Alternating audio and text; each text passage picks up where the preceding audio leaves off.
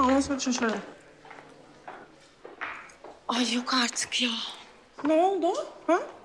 Tabii sinemaya gelmedik yani uzun zaman. Sen de şaşırdın değil mi? Bak bana inanmıyorsan story arşivini hemen gösteririm ben sana. Yağmur ben onu mu diyorum? O burada. Kim? Şu Kerem midir nedir? Geçen gün beni zorla tanıştırdıkları çocuk işte.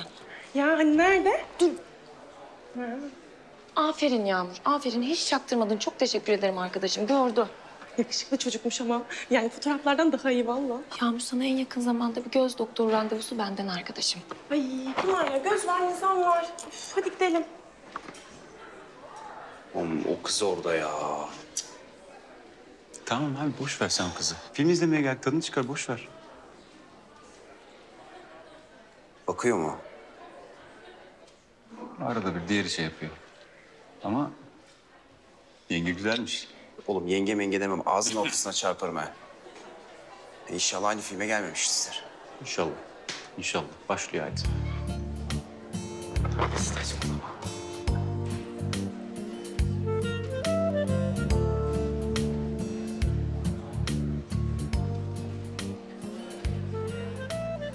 Yağmur hadi gidelim. Tadımız kaçmasın şimdi. Zaten gıcık gıcık baktı. Sinirlerim bozuldu.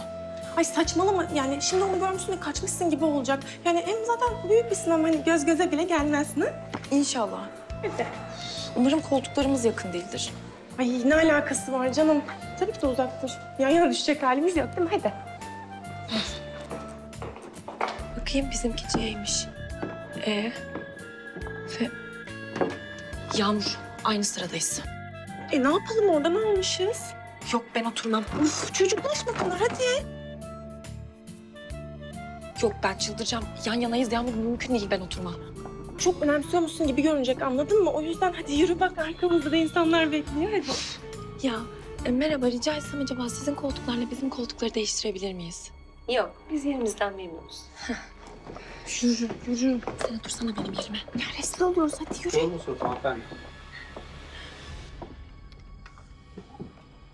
Hadi benim yerime geç ya. Hayır saçmalama. Susacak mısın artık? Allah'ım sen bana sabır ver.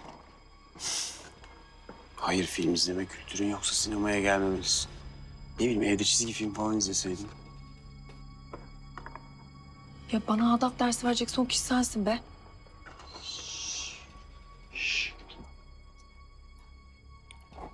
Tepki alırsın böyle.